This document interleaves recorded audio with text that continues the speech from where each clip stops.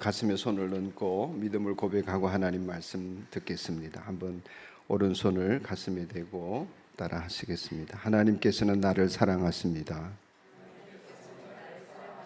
나는 그 사랑 안에 있습니다. 하나님께서 이 시간 이 자리에 있는 나에게 말씀하실 것입니다. 그 말씀에 능력이 있습니다. 그 말씀에 생명이 있습니다. 내 마음을 하나님께 열겠습니다.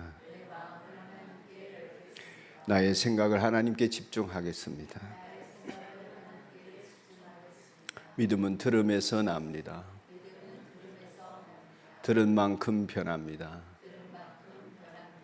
감사합니다. 손을 내리겠습니다.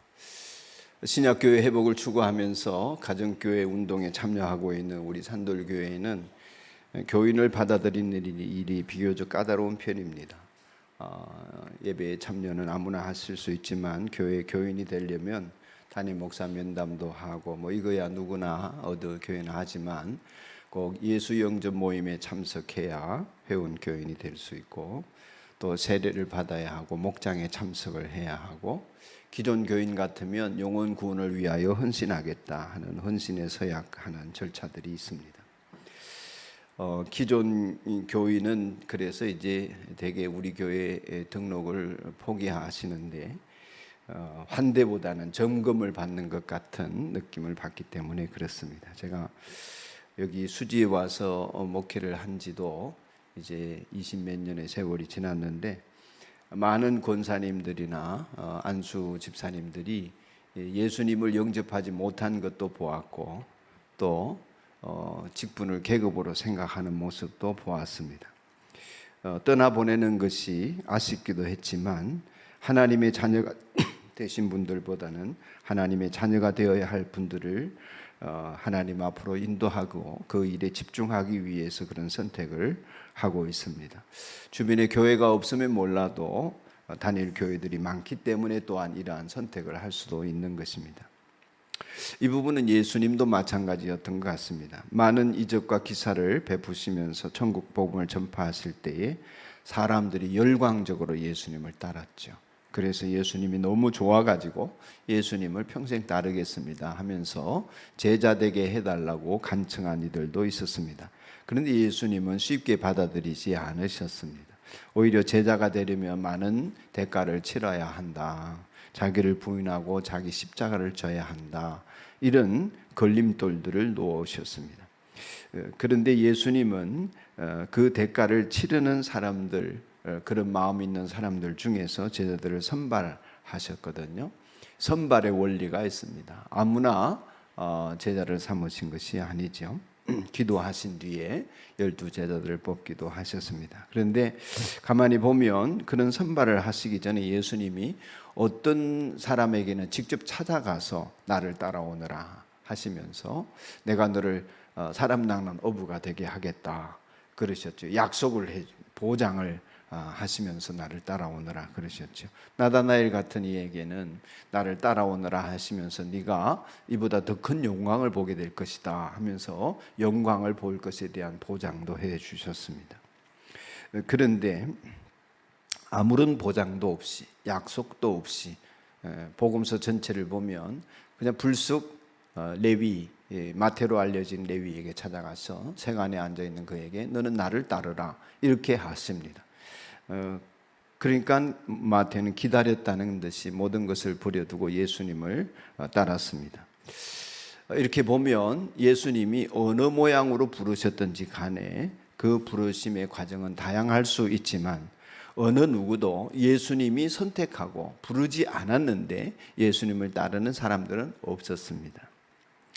그러니까 그 부르심, 예수님이 나를 따르라 하고 부르시는 그 부르심을 우리가 흔히 뭐라고 말합니까? 소명 이렇게 말합니다. 하나님 나를 불러주셨다. 하나님의 자녀로 또 예수님을 믿는 그리스도인으로 불러주셨다. 그 부르심을 모든 사람에게 확인하게 됩니다. 오늘은 우리가 이 예배당에 모여서 예배를 드리고 있습니다. 예수님께서 우리에게 불러주시지 않았다면 이 자리에 우리가 와 있을 수 없다고 저는 믿습니다. 자기 발로 온 것 같고 친구에게 끌려왔고 가족들에게 이끌려온 것 같지만 그렇지 않습니다. 하나님이 불러주셨기 때문에 내 마음속에 하나님을 향한 믿음과 예배 드리고자 하는 마음이 있어서 이 자리에 있는 것입니다. 내가 믿겠다고 하나님이 절대 안 믿어집니다. 동의하시면 아멘. 내가 믿어야지 한다고 믿어지는 것이 아닙니다. 수십 년 동안 교회를 다녔는데 어떤 분이 집사 직분도 맡았는데 육사 출신인 그분은 하나님 믿고 싶습니다 하면서 어느 날 헌신카드에 저보라는 뜻이 이렇게 써냈습니다. 하나님 나한테 오시면 제가 믿겠습니다. 내가 믿는다고 믿어지지 않습니다. 하나님이 우리를 부르시기 때문에 믿게 되는 것이죠. 누가 예수님을 믿을 수 있습니까? 잘나고 똑똑해서 경력이 많아서 믿게 되는 것이 아니라 예수님이 불러주신 그 사람, 그리고 그 부르심에 자기의 마음을 다하여 전심으로 순종하며 따르는 오늘 수위의 간증처럼 그렇게 주님을 따르고자 하는 사람들에게 믿음이 역사가 나타나는 것입니다. 모든 신앙의 출발은 그래서 부르심에서 시작이 되어집니다. 우리 한번 따라 하시겠습니다. 주님께서 나를 이 자리에 불러주셨다. 여러분이 못 느낀다면 느낄 수 있게 해달라고 기도하셔야 합니다. 내 가슴 속으로 그것이 인정되지 않는다면 인정되는 진리가 깨달아지고 믿어지도록 기도하셔야 합니다. 신앙생활은 바로 하나님의 부르심을 깨닫고 이해하는 데서부터 시작이 되어지는 것 같습니다. 어떤 분들은 교회에 내 발로 왔다 하면서 내가 스스로 믿고 스스로 생각하고 헌신하고 봉사하고 내 물질 가지고 내 능력 가지고 내 시간 가지고 내가 내 재능으로 열심히 이 교회를 섬긴다 이러는 분들도 간혹 봅니다만 반드시 실패하고 좌절합니다. 인정받지 못한다는 느낌을 받기 때문에 그렇습니다. 신앙은 내가 내 일을 하는 것이 아니라 내가 잘 사는 모습으로 다른 사람들에게 드러나는 데 목표를 두는 것이 아니라 하나님의 일을 하는데 초점이 맞추어 있기 때문에 그렇습니다. 요한복음 15장에 보면 16절쯤에 너희가 나를 택하여 부른 것이 아니라 내가 너희를 택하여 세웠다 그렇게 말씀해 주셨습니다. 하나님의 일은 내가 할 수 있는 일이 아니고 하나님이 우리를 부르시고 우리에게 하나님의 일을 함께 하자고 그 일에 참여시켜 주시기 때문에 우리는 하나님의 일을 하는 사람이 되어지는 것입니다. 그런데 이 하나님의 일은 기도 없이는 되어지지가 않습니다. 통하지가 않기 때문입니다. 기도하지 않으면 하나님이 의식되어지지 않습니다. 그래서 우리 교회가 기도가 부족하다 하는 것을 수위가 느끼고 기도하는 자리에 있는 것이 너무나 감사해요. 기도하는 사람들이 생겨나면 하나님에게 반응하게 됩니다. 사람의 필요나 상황과 여건에 반응하지 않고 하나님이 나에게 어떤 일을 행하기를 원하시는지 반응하게 되고 교회 안에 활력이 생기게 되어지는 것입니다. 하나님의 일은 내가 할 수 있는 일이 아니고 사람이 계획을 세우거나 그러한 뜻을 가지고 모여든다고 되어지는 일이 아니라 하나님의 부르심을 받고 그 부르심에 내가 반응하면서 자기의 선택지를 하나님에게 두고 하나님이 이끄시는 대로 나아가는 사람들이 모일 때에 성령이 이끄시는 교회가 되어져 가는 것입니다. 그러므로 우리가 할 수 있는 것은 하나님 뜻 앞에 순종하느냐 순종하지 않느냐 이 두 가지 길밖에 없는 것입니다. 부름을 받았기 때문에 순종이 있고 내가 하는 것이 아니라 하나님이 하시기 때문에 겸손과 온유로 하나님의 일에 참여하는 것을 영광으로 알고 참여하는 사람이 바로 예수님을 따르는 무리들, 그리스도인 무리라 할 수 있습니다. 이것이 예수님의 모습이었기도 합니다. 내가 원하는 것을 하는 것이 아니라 하나님의 뜻 앞에 내가 순복하여 하나님이 원하시는 일을 쫓아가고 따라가는 것입니다. 거기에 십자가가 있었고 십자가의 도가 우리에게 주어지게 된 것입니다.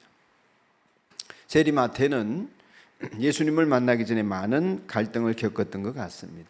로마의 대리인으로서 자기 민족에게 세금을 거두어 드리는 일이 죄인으로 취급받는 일이었고, 또 끊임없이 착복의 유혹이 있는 그런 직업이었습니다. 그런 고민 속에서 예수님에 대한 소문도 듣고 설교도 들었을 수 있습니다. 사람들 틈바구니에서 기적을 목격했을 수도 있습니다.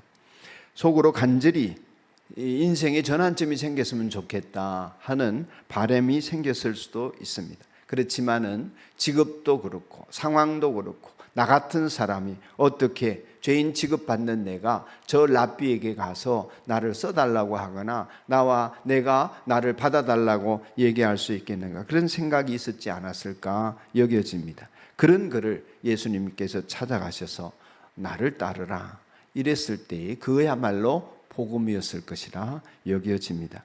그에게 있어서 한치의 망설임도 없이 예수님 말씀하시니까 주저하지 않고 모든 것을 버려두고 일어나서 예수님을 따랐다. 성경은 그렇게 표현하고 있습니다. 마태의 심령을 꿰뚫어 보신 예수님께서 부르자 그는 주저함이나 망설임이 없이 예수님을 따랐습니다. 나를 따르라고 하셨을 때에 예수님이 그 부르심은 마태에게 느껴지는 것은 그래서 좀 더 착하게 살자 이렇게 여기지 않았습니다. 그랬을 거라 생각합니다. 좀 더 선한 사람이 되어라, 이런 도덕적으로 더 수준을 높여라 이렇게 여겨진 것이 아닌 것 같습니다. 좀 더 선하고 착하게 올바르게 종교적으로 우리 함께 살아보자 이렇게 여겨진 것이 아니라 길이요 진리요 생명이신 예수님에게 내 목숨을 내놓아야 되는구나, 이런 문제로 여겨졌던 것 같습니다. 그래서 성경은 모든 것을 버려두고 그랬습니다. 그 모든 것에는 여러분이 가진 모든 것이 포함이 되어지는 것입니다. 예수님의 부르심은 언제나 우리를 갈등 속으로 몰아넣습니다. 그 부르심 앞에 모든 것을 버려두고 따를 것인지, 아니면 포기하고 부자 청년처럼 뒤돌아서 슬픈 기색을 띠며 예수님을 등지고 살 것인지. 예수님은 나를 위해 살아라, 내 증인이 되어라, 나를 위해 사는 목숨이 되어라 하는 뜻으로 부르시는 줄로 마태는 알았습니다. 그래서 그렇게 부름을 받아 모인 예수님의 12 제자들은 가룟 유다 한 사람을 제외하고는 모두가 예수님을 위해 예수님을 증언하다가 순교하거나 죽임을 당하였습니다. 그와 같이 우리 그리스도인들은 무엇을 하든지 하나님의 영광을 위하여 살라고 부르심을 받은 사람들입니다. 우리가 이 세상 가운데 좀 더 잘 사는 것을 목표로 하고 있다면, 우리는 동기는 그렇게 해서 왔을지 몰라도 진리를 깨달았다면 우리의 방향성은 완전히 달라질 수밖에 없습니다. 그런데 많은 경우에 여전히 그 동기가 되는 세상에서 잘 사는 문제를 강구하는데 신앙생활에 전부와 목표를 걸고 있는 사람들이 너무나 많아서 참으로 교회가 비참해지는 것이 아닌가 하는 생각이 들 때가 많습니다. 직장 생활을 하는 거 돈 벌기 위해 하는 것입니까? 하나님 영광 위해 하는 것입니다. 이것이 깨달아진 사람 여러분이기를 축복합니다. 우리 사회를 아름답게 가꾸는 거, 민주사회를 건설해 나가는 거, 더 시민사회가 발전되도록 만드는 거, 더 부정과 부패가 사라지게 만드는 거, 이런 것들이 사명이고 전도고 선교고 그리스도인이 해야 할 일들입니다.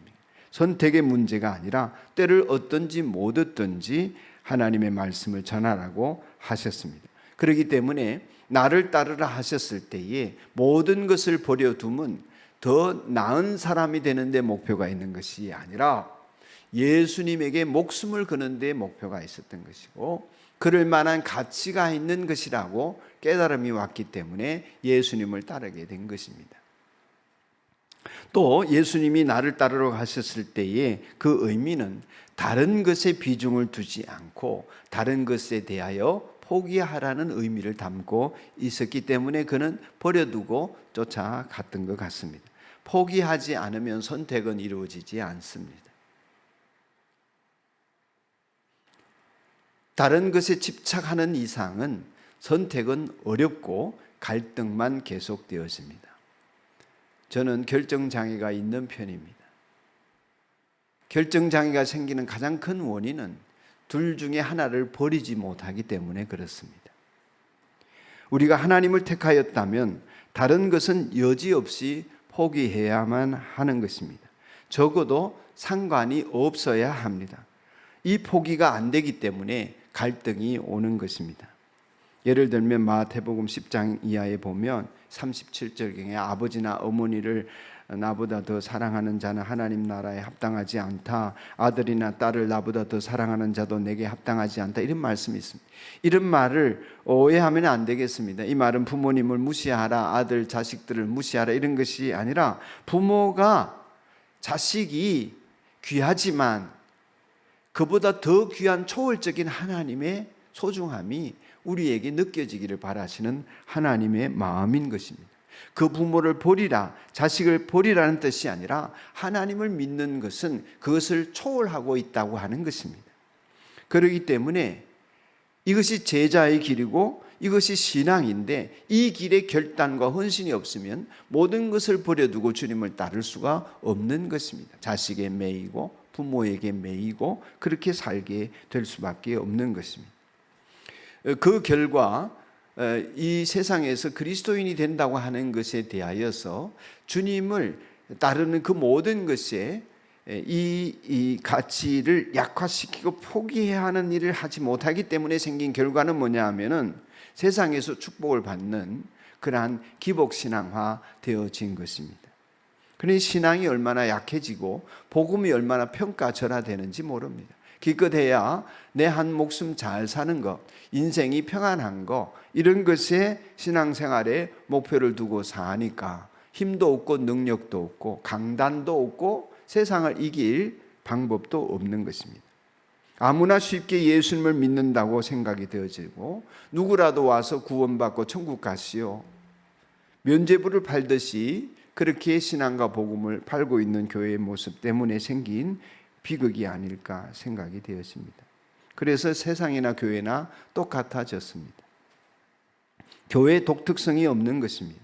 신앙이 왜 신앙인지 모두가 잃어버리고 무당이나 우상 숭배를 하는 것과 별반 다름없는 그러한 교인으로 차고 넘치게 된 것입니다. 신앙은 모험입니다. 결단입니다. 헌신입니다. 순교입니다. 죽고 사는 문제이지 그저 취미생활처럼 하는 것이 신앙생활이 아닌 것입니다. 많은 사람들이 교회를 이 교회 저 교회 다니거나 여기저기 선택하거나 아이들은 나 교회 끊었어, 나 교회 다시 등록했어 이 말을 쉽게 합니다. 학원을 등록하고 끊듯이 목사의 문제고 목사의 잘못이 큽니다마는 하나님은 내 부모보다 더 귀한 분이십니다. 하나님은 내가 낳은 자식보다 더 귀한 분이십니다. 내가 내 자식을 잃어도 하나님 영광을 가려서는 안 되는 것입니다. 그렇다고 자식을 버리라, 부모를 버리라 하는 뜻이 아니라고 다시 말씀드립니다. 자식을 그토록 사랑한다면 하나님은 더 사랑해야 하는 것입니다. 부모를 그렇게 잘 모셔서 죽은 부모 제사도 지내고 추모식도 갖는다면 하나님을 위한 산 제사는 더 잘 드려야 하고 더 정성을 기울여야 하는 것입니다. 오늘의 예배가 그러한지 돌아보셔야 할 것입니다. 레위가 자기 집에서 예수에게 큰 잔치를 베풀었는데 많은 세리와 그 밖의 사람들이 큰 무리를 이루어서 그들과 한 자리에 앉아서 먹고 있었다. 오늘 성경은 그렇게 기록해 놓았습니다. 부르심을 받은 마태는 즉시로 모든 것을 버려두고 일어나서 예수님을 따르기 시작했는데 자기 집에서 큰 잔치를 베풀었습니다. 그 잔치에 참여한 사람들을 면면을 보면 많은 세리, 그 밖의 사람들, 오늘 누가는 그렇게 기록하고 있습니다만은 다른 복음서, 마태복음서 같은 곳을 보면 죄인들이 왔다고 그랬습니다. 사회적으로 낙인 찍힌 사람들이 거기에 모였다고 했습니다. 모였는데 많은 세리와 죄인들이 가득했다고 했습니다. 여러분, 그 집이 얼마나 아름다웠겠습니까? 물론 바리새인들도 와 있었습니다. 예수님의 제자들도 있었습니다. 교회가 그런 곳입니다. 하나님 나라의 모습이 이러합니다. 예수님의 거룩과 권위를 따진다면 있을 수 없는 일이지만은, 또 바리새인의 교리를 따진다면 있을 수 없는 일이지만, 그러나 예수님은 죄인의 집에 들어가서 죄인들과 함께 먹고 마시고 교제하고 기뻐하고 즐거워하고 호탕하게 웃으시면서 그 시간들을 함께 하셨습니다. 격려하고 용서하고 위로하고 어루만지셨습니다. 그것이 천국인 것이고, 그 천국의 교제가 이루어지는 것이 오늘 구원이 이루어진 그 가정의 모습이고, 우리 교회의 모습이고, 여러분의 모습인 줄로 믿습니다. 이곳에서 세리와 죄인들이 모두 모여서 잔치를 하듯이 우리 교회 안에 여러 갈래의 인생의 길을 잃어버리거나 방황하던 영혼들과 죄를 짓던 사람들과 또한 위로가 필요한 사람들이 모이는 곳이 천국이고 교회입니다. 누구도 배척되지 않고 용납받고 사랑받는 그 교회, 주님이 원하시는 모습의 교회라 하겠습니다. 우리가 그 교회를 이루어가기를 소원합니다. 큰 잔치, 하나님 나라, 교회가 이루어지는 그 출발점은 마태가 예수님이 부르실 때 반응했기 때문입니다. 따라합시다. 모든 것을 버려두고 일어나서 따라갔다. 여러분, 예수님을 따르려면 모든 것이 버려져야 한다. 이것이 핵심입니다. 그 모든 것이 버려진다 할 때에 모든 것이 버려지는 내용이 내 소유를 다 잃게 되는가, 부자 청년처럼 그렇게 여겨질 수 있지만, 저는 이 말씀을 이렇게 읽습니다. 예수님을 만나기 이전의 삶이 싫어진다. 싫어져야 합니다. 밥이나 먹고 놀러나 다니고 돈이나 벌고 돈이나 쓰고 이러는 삶이 지긋지긋하고 싫어져야 합니다. 지난날의 것들, 예수님 없이 살아오는 것들이 싫어져야 합니다. 지긋지긋해야 합니다. 바울에게 배설물처럼 여겨진 것처럼 말입니다. 그래야 버려두고 가게 됩니다. 아니면 미련 가지고 움켜쥐고 가게 됩니다. 그러면 헤어날 수 없습니다. 주님이 원하시는 자리에 설 수 없습니다. 모든 것을 버려두는 것은 지난날의 삶을 싫어하는 것이다. 또 일어나서 그랬습니다. 일어남이라는 것은 제가 읽기로는 그 일어남이라는 것은 마음을 확정 짓는 것입니다. 신앙은 의리가 있어야 합니다. 일편단심이어야 합니다. 이스라엘의 실패는 두 마음을 품은 것입니다. 마태가 일어나게 된 것은 그렇게 하기로 결심한 것입니다.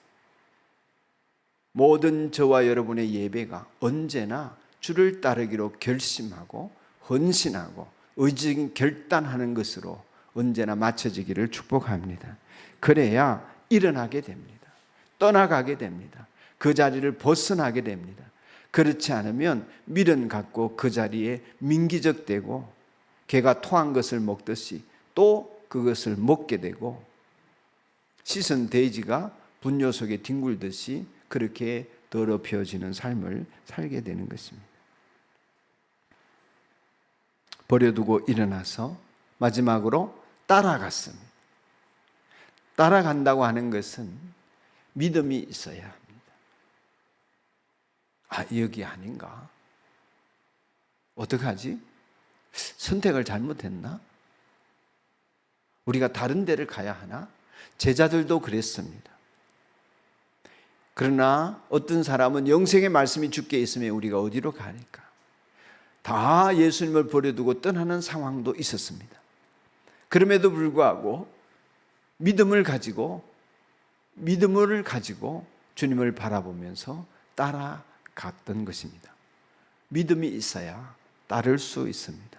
믿음이 있어야 현실을 보고 낭패를 겪고 좌절하고 그것 때문에 겁나서 후회하고 돌아서는 일이 없게 되는 것입니다. 사랑하는 여러분, 여러분에게도 예수님의 부르심에 대한 증거는 확실합니다. 이 자리에 있다는 사실이 그 증거가 되기도 할 것입니다. 예수님께서는 지금도 여러분과 저를 부르고 계십니다. 내가 문 밖에 서서 문을 두드리노니 누구든지 내 음성을 듣고 문을 열면 내가 그에게로 들어가 그로 더불어 먹고 그는 나와 더불어 먹으리라 하셨습니다. 주저 말고 부르심에 따르게 되는 은혜가 있기를 축복합니다. 여러분 이미 예수님을 따르기로 마음을 먹었고 또 지금 따르고 계십니까? 그렇다면 그 증거가 어디에 있습니까? 이 자리에 있는 것만으로는 예수님을 따른다는 증거가 부족합니다. 나가서 무슨 짓을 하는지 모르기 때문입니다. 이미 예수님을 따르기로 마음을 먹었다면 부르심을 따라 모든 것을 버렸는지 질문해 보셔야 합니다. 다른 것이 싫어졌습니까? 여전히 좋습니까? 다른 것이 싫지 않기 때문에 하나님과 돈 사이에서 갈등하는 것입니다. 하나님과 인생살이 사이에서 넘어지는 것입니다. 싫을 수 있기를 축복하고 버려둘 수 있기를 바랍니다.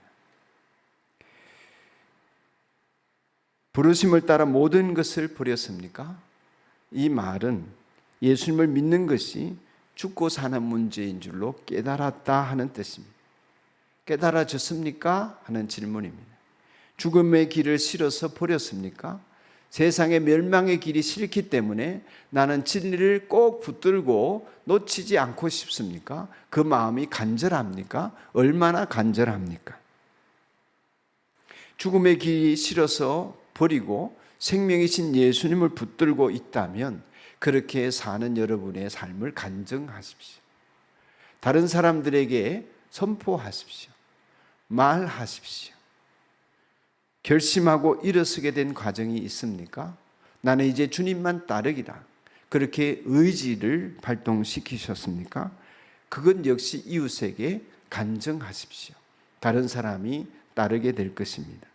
예수님의 흔적을 안고 지금 상황은 따르는데 합당하지 않고 정말 이게 진리인가 의심이 들 만큼 나를 어렵게 하는 유혹들이 있다고 할지라도 예수님의 흔적 가지고 믿음을 가지고 따라가고 있습니까?